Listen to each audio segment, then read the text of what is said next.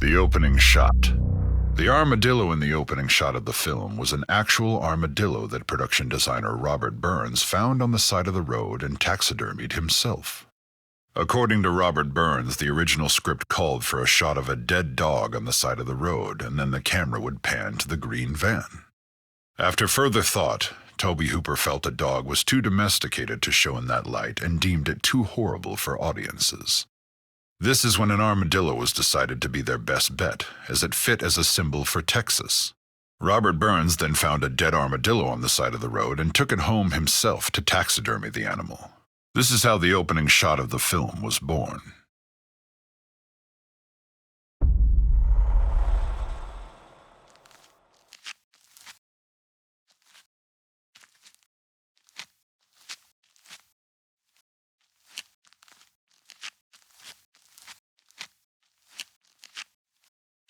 Behind-the-scenes photo, Armadillo.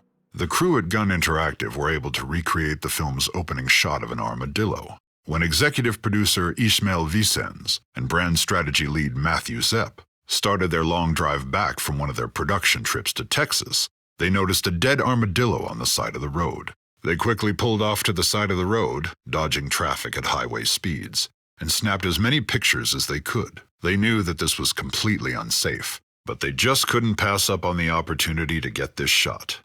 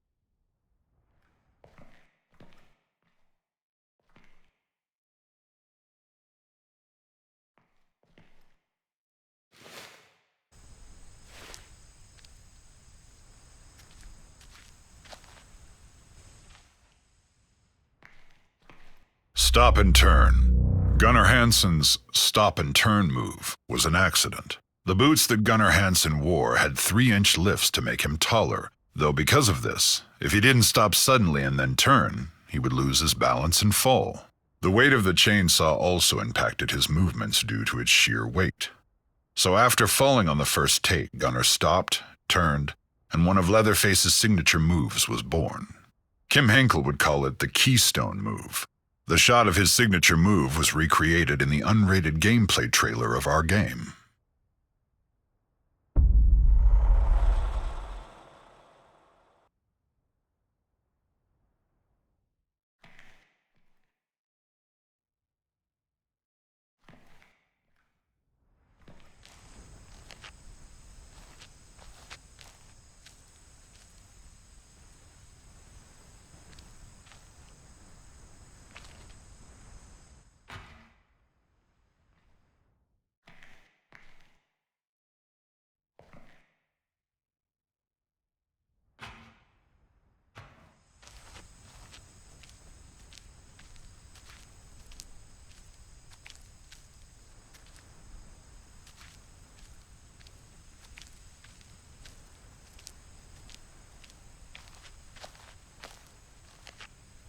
Stretch of road.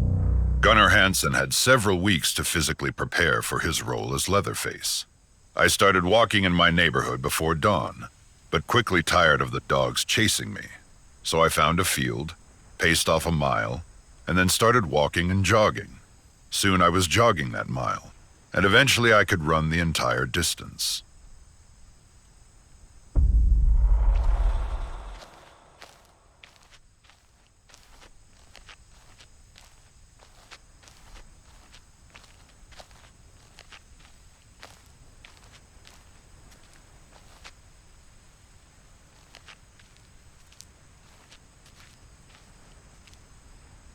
truck. For the film, Gunnar Hansen found Leatherface's voice while driving in Austin, Texas. I remember exactly where I was. I had just turned south on Rio Grande from 19th Street, just south of the university. In a once elegant neighborhood of multi-story houses slowly being transformed into funky offices for lawyers and architects, from somewhere deep inside, I let out a piercing, agonizing howl. A big howl. I had to stop the car. The hair was standing up on my neck and arms. An unpleasant tingle ran down my spine. I was frightened. I drove home and went to bed, pulling the covers over my head. I don't ever want to make that sound again.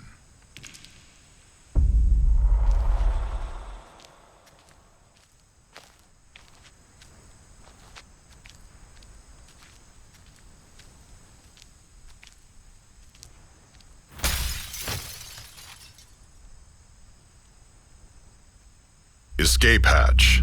When Sally, Marilyn Burns, escapes by jumping out the window, the glass was actually breakaway sugar glass, made by Bob Burns and Mary Church. In fact, Mary did the stunt of jumping out the window.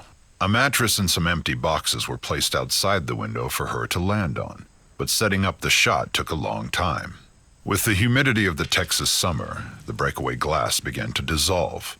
When I went through it, I was like a glass woman because now I had little particles stuck all over me because the stuff was wet, Mary said. If they'd waited probably another 45 minutes, I don't know if there'd been any glass in those windows.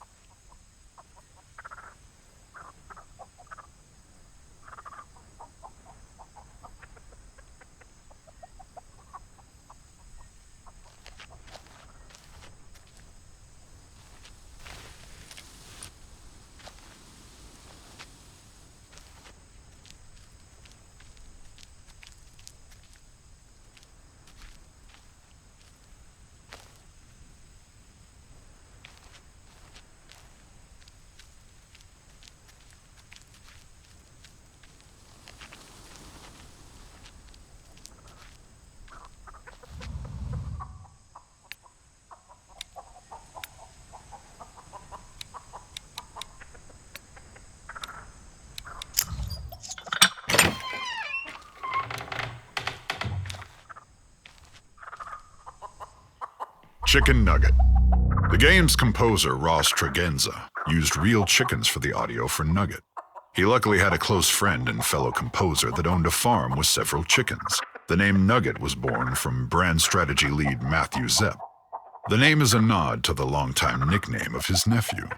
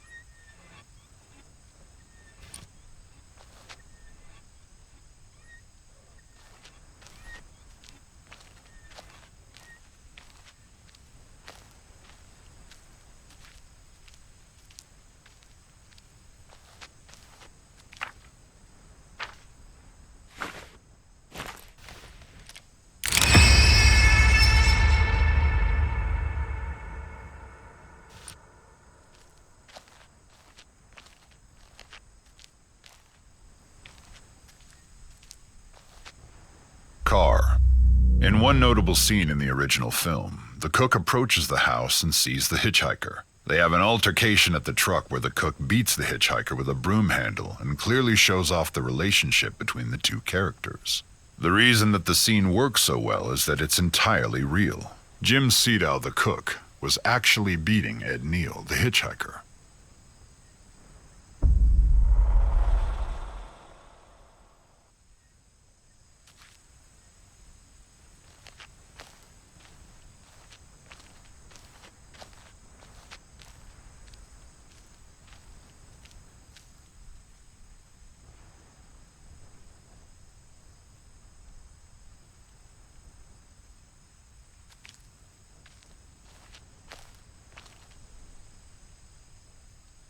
Car radio.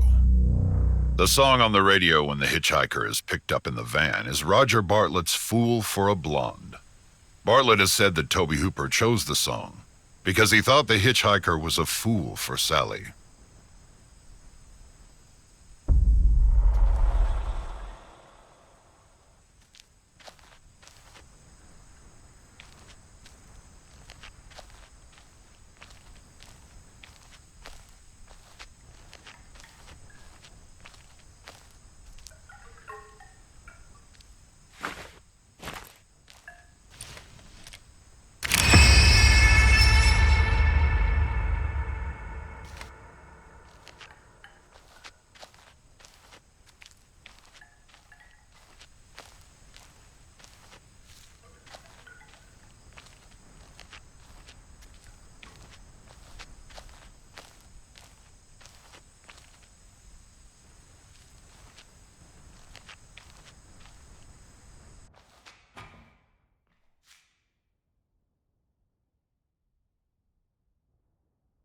Fake hammer, real impact. The scenes in the movie with the sledgehammer seem real, and there's good reason for that. Though the prop master Bob Burns made a fake hammer with a foam rubber head, there were still complications. Leatherface actor Gunnar Hansen recalled hitting actor William Vail while filming Kirk's death scene. I was completely charged up on adrenaline, skittishly hopping back and forth as if I were speeding. So when Bill tripped and I stepped out of the shadows, I actually hit him in the face with the sledgehammer. Fake or not, it left its mark. In the pivotal dinner scene, actor Marilyn Burns, who played Sally, was actually struck and bled. "I went to the bucket," said Burns, "and then Grandpa hit me over the head with the other prop that was a piece of steel, a sledgehammer. That hurt. That wasn't fake." As Hansen noted, some of the blood in Sally's hair is actually Marilyn's.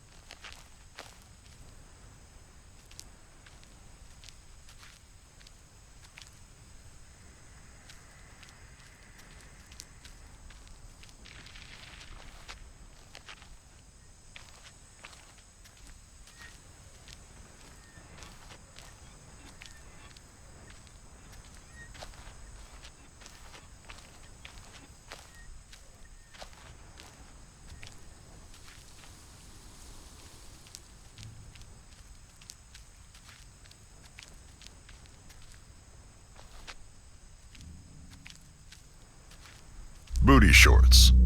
A lot of shots were set up on the fly during principal photography by Daniel Pearl and Toby Hooper. One such shot, that Hooper would years later call the best shot in the film, was no exception. That shot, of course, being the iconic shot of Pam approaching the family house. Cinematographer Daniel Pearl was laying flat on a dolly with the camera tilted up. The goal of the shot was to make the house appear bigger and bigger in the frame as Pam approached it.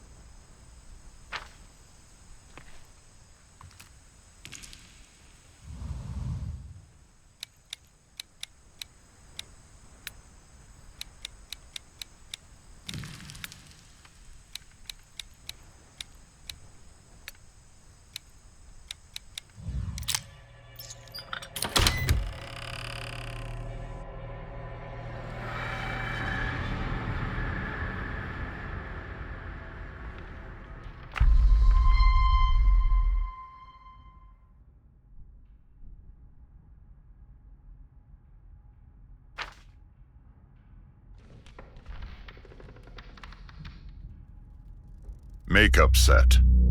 Gunnar Hansen shared a lot of praise for his fellow cast members.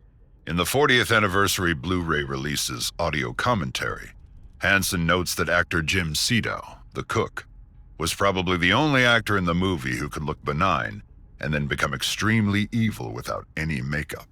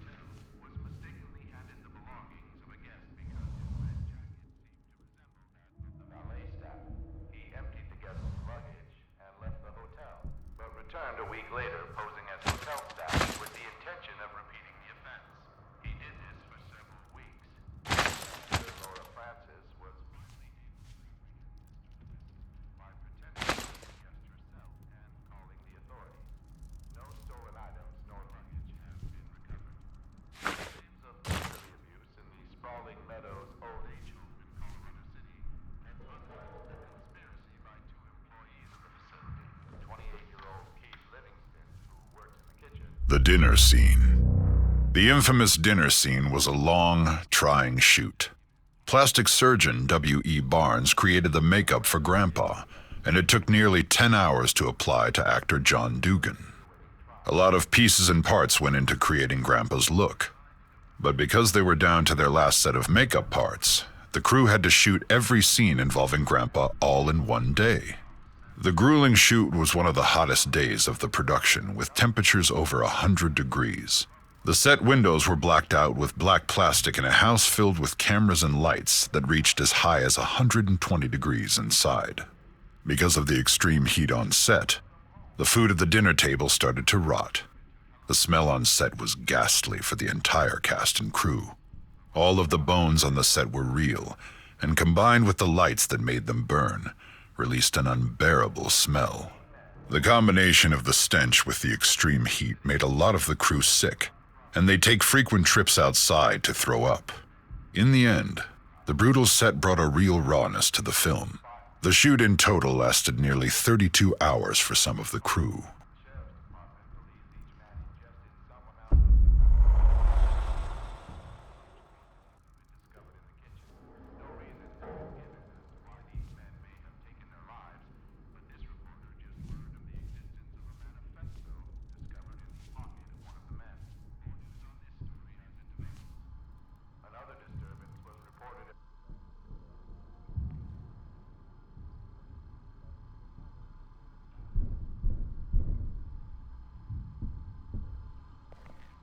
He really cut her. According to Gunnar Hansen, he really cut Marilyn Burns' finger in the infamous Grandpa feeding scene. The prop knife, designed to pump out fake blood, wouldn't work after several takes. Finally, when no one was looking, Gunnar Hansen removed the tape from the knife that made it dull and really cut Marilyn's finger. Knowing this, that would mean that actor John Dugan, Grandpa, sucked on the actual blood of Marilyn Burns.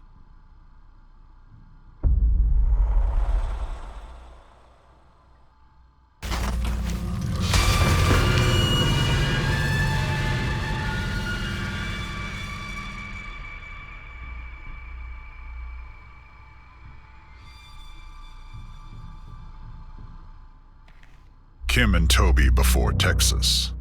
Kim Henkel and Toby Hooper met during the filming of Hooper's 1969 film Eggshells. 4 years later, they would go on to create the production company Vortex Inc. and co-create the Texas Chainsaw Massacre. Another Texas Chainsaw actor was also part of the Eggshells cast. Alan Danziger, better known as Jerry to Chainsaw fans, co-starred in the earlier film.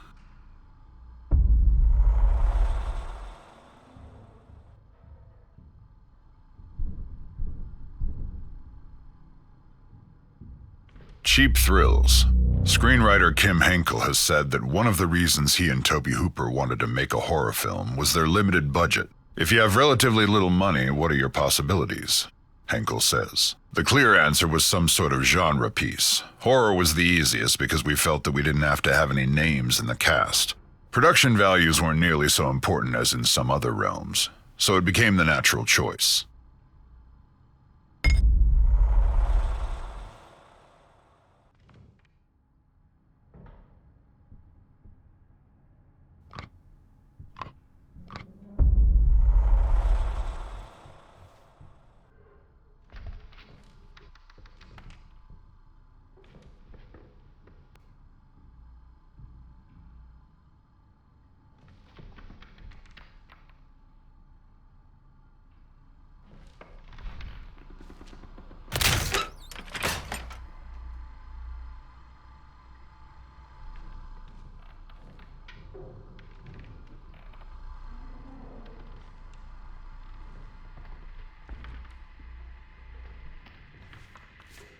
The Apprehension Engine. Gun Interactive's own Wes Keltner led the direction of music for the Texas Chainsaw Massacre game. One day, Wes was at home brainstorming, and in the background he had 2015's The Witch playing. He wasn't watching the film, but was more listening to it. The sounds and music in the film struck him as he was listening. He asked himself, what instruments are they using to make those unique sounds? It turned out, those sounds were created by an apprehension engine. Wes was able to track down Tony Dugan Smith, who makes roughly 6 of these instruments a year, and was informed that the apprehension engine took around 7 months to build. West then had the honor to have a meeting with film composer and creator of music for The Witch, Mark Corvin.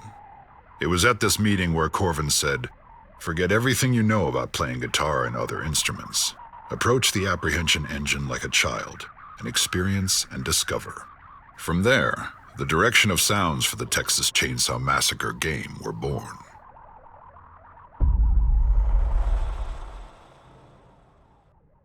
Preparing for the role. To prepare for the role of Leatherface, Gunnar Hansen went to Austin State School, which was a 95-acre residential and training facility for adults with developmental disabilities. He was there several days to pick up the residents' mannerisms and how they walked and talked. It was important to Gunnar to portray the character authentically, without making a mockery of those who suffer from developmental disabilities.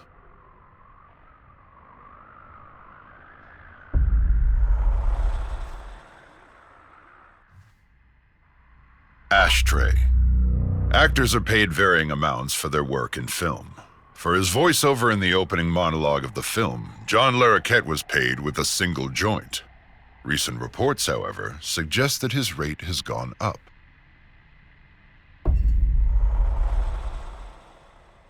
Friend of Leatherface. Since both of her parents were working on the film, 3-year-old Karina Nicolau was often on set and struck up a friendship with Leatherface actor Gunnar Hansen. He recalled their interactions. "She had never liked my Leatherface mask. She was sitting with me one day while I waited for a shot setup. When Dottie, makeup artist Dorothy J. Pearl, came to put on my mask, it horrified Karina. As soon as it covered my face, she started screaming. I had Dottie pull it off. 'See,' I said, 'it's just me.' She calmed down, but when I put the mask on again, she started screaming again. I realized she was too young to make the leap, to see my transformation from Gunnar to Leatherface and understand that I was still under the mask. So I made sure she never saw me in the mask after that, at least until the unfortunate meat hook scene."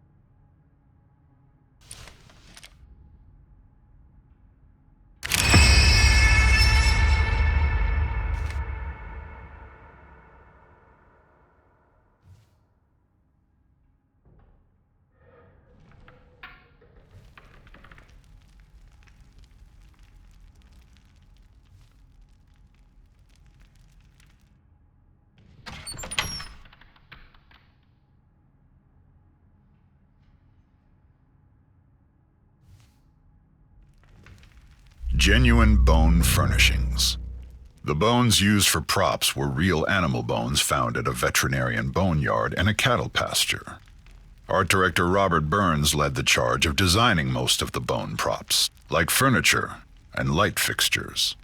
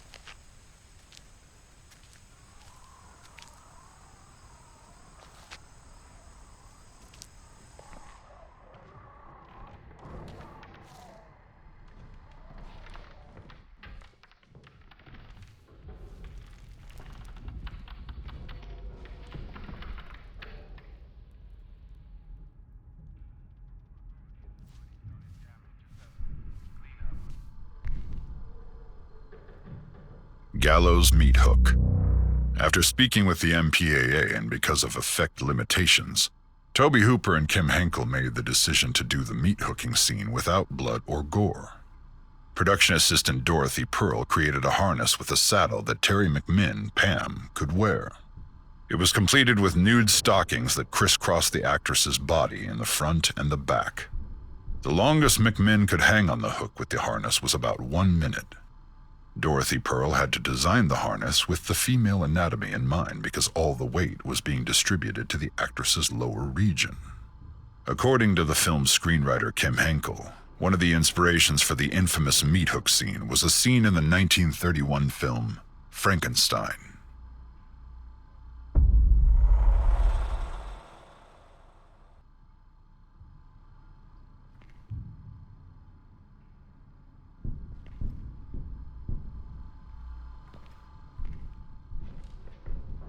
Possible titles. The Texas Chainsaw Massacre wasn't the first or even second title of the film.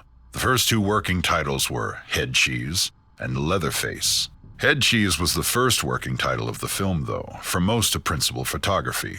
Leatherface was the working title until late into production when it was finally given the official title of The Texas Chainsaw Massacre. Kim Henkel and Tobe Hooper intended for the title to be spelled Chainsaw, but once the press were sent information on the film, and when the original poster was produced, the spelling got twisted into Chainsaw.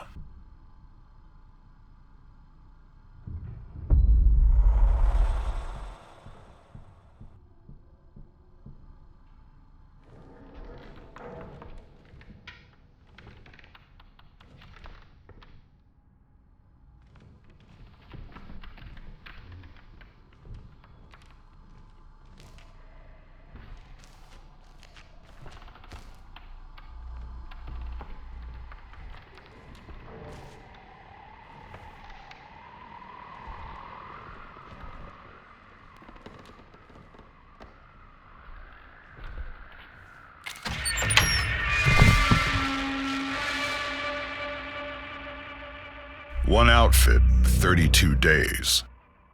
Actors only had one set of their wardrobe. The actors had to wear the same clothing for the entire 32-day shoot, 12 to 16 hours a day, 7 days a week. For fear of fading or being damaged, they couldn't wash the clothes. So the actors wore the same clothes unwashed for 32 days straight, in 95 to 100-degree Texas heat. According to the crew, Gunnar Hansen stunk of body odor worse than anyone on set by the end of the shoot.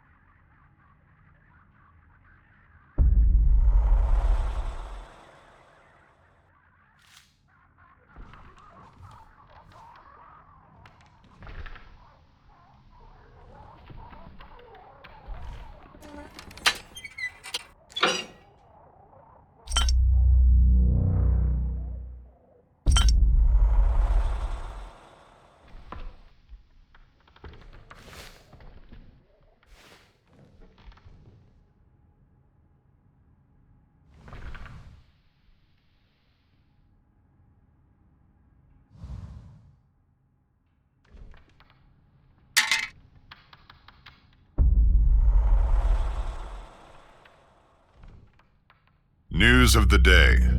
Tobe Hooper wanted to parody the news reports of the day, which he considered televised lies, and so devised the opening voiceover, famously recited by actor John Larroquette.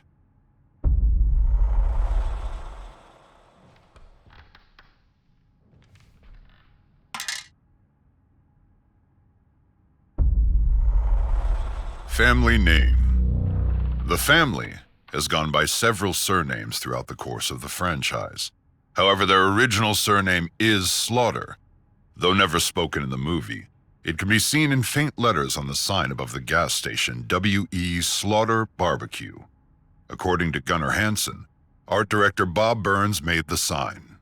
He said that Tobe and Kim were mighty proud of coming up with We Slaughter.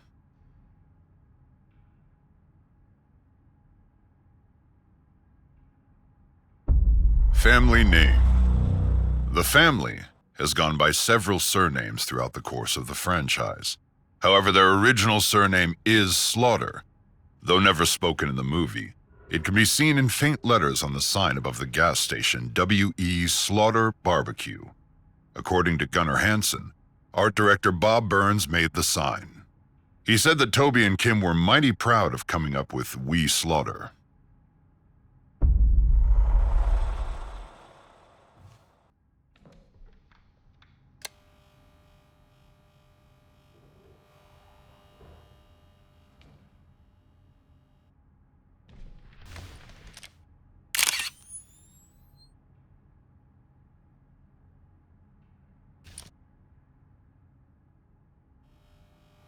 Toby meets the cook.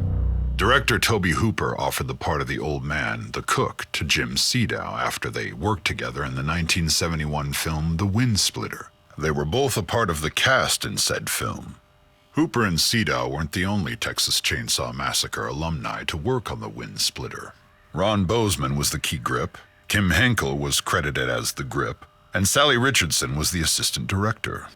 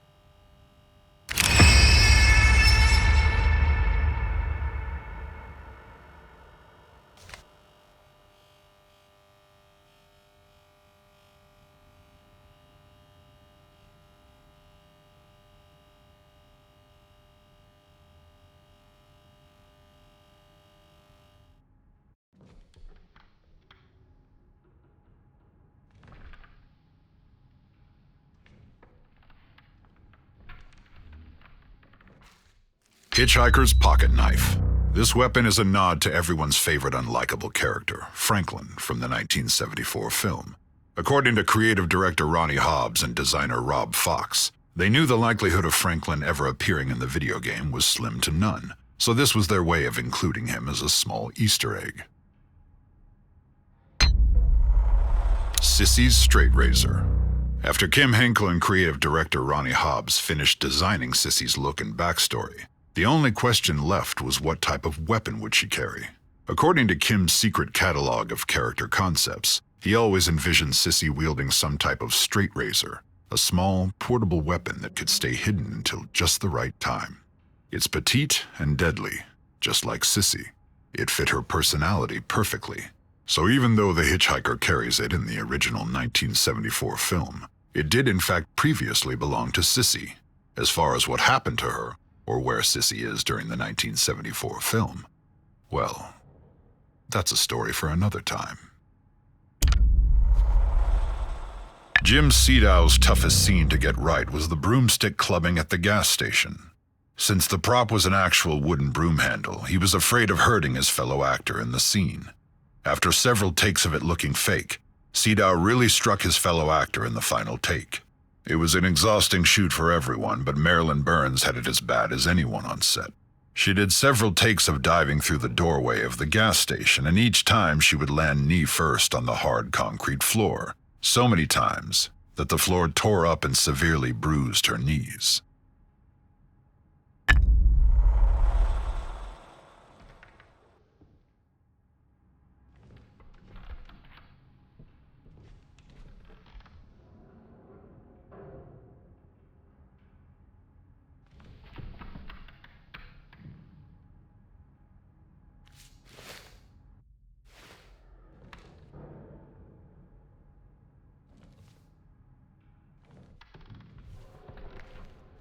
No living animals were harmed. Initially, art director Robert Burns wanted set pieces of real dead cats and dogs. The crew acquired dead animal carcasses from a veterinarian and actually tried to embalm them with formaldehyde. Makeup artist and production assistant Dorothy Pearl, at the time the wife of the film's cinematographer Daniel Pearl, was injecting a dead animal with formaldehyde when she accidentally injected into her own leg through the animal.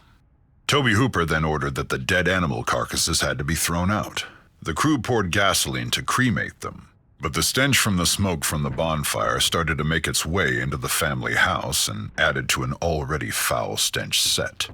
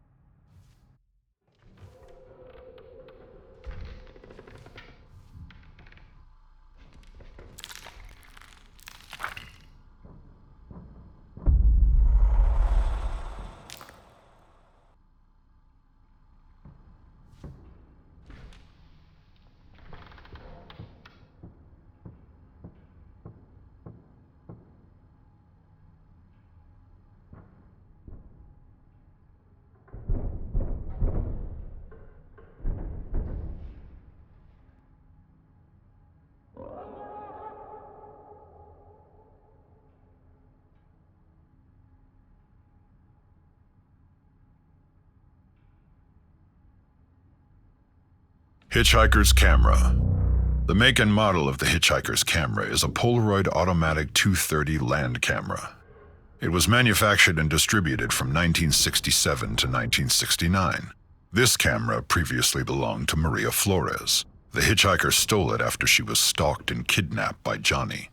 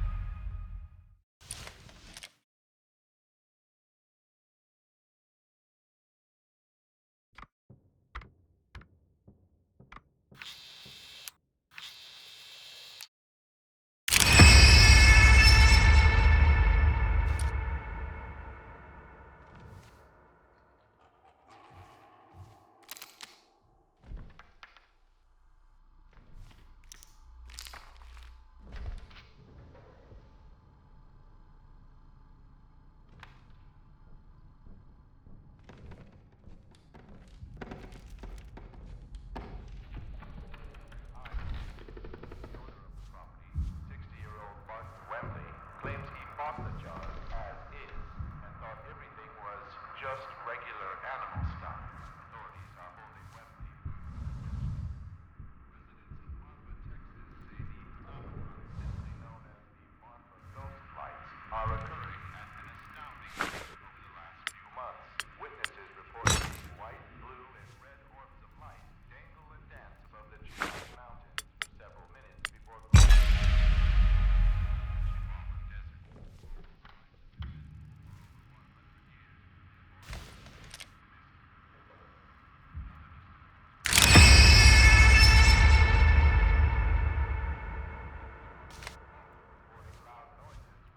Skin lampshades.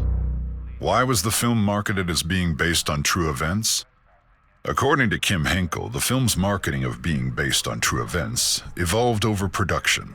The famous crawl, for instance, was implemented to mark the story as an historical event that was more captivating, but wasn't meant to be taken seriously. Another inspiration for the story were tales Tobe Hooper was told by his family as a young child. They told him stories of a killer from Wisconsin that would use human skin for lampshades. This Wisconsin killer was the infamous Ed Gein.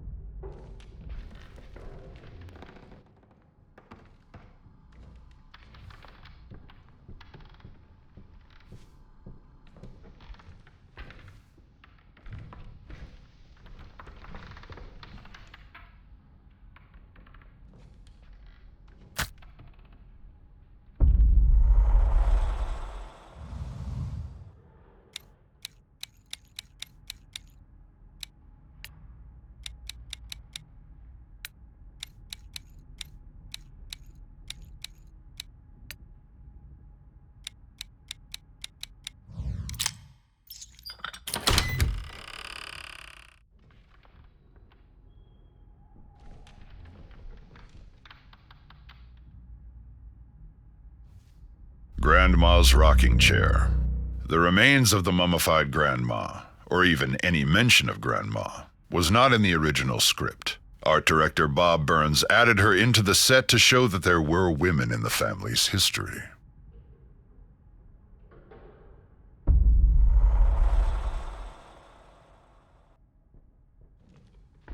The Hitchhiker's origins. According to actor Edwin Neal, he based his performance of the hitchhiker on his nephew, who suffered from paranoid schizophrenia.